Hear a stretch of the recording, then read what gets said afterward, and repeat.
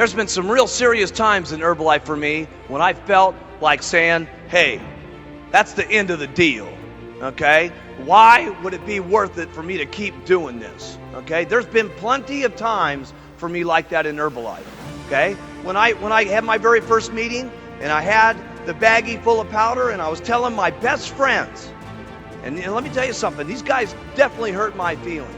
They had been in 2 companies with me that had gone under. They knew I was serious about weight loss. They knew that's all I wanted to do because of what happened to my mom. And when I came to them, I was legitimately asking for their help.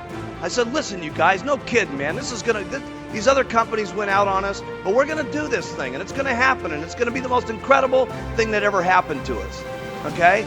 And those guys were all flakes, and they said, hey, look, this is a joke. Nothing's gonna happen. You don't think that those guys didn't hurt my feelings?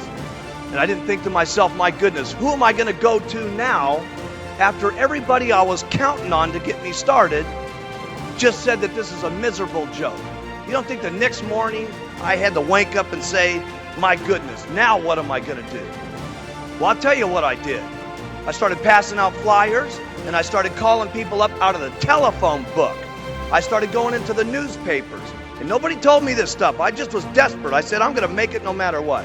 And I got the telephone book out and I started calling people out of the telephone book and I made up little excuses to talk to them, okay? And then I would call people right out of the newspapers that needed jobs and I'd say, listen, I'd call Joe in there. He says he was a gardener. I said, Joe, I understand you're looking for a gardening job. He said, yes, I am. I said, listen, Joe, I don't need anybody to mow my lawn. There's a meeting tonight. Come on down.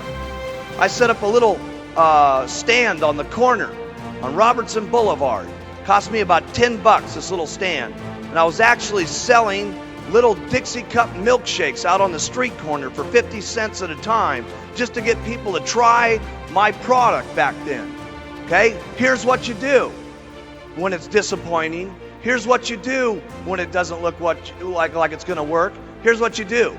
You do what it takes. That's what you do.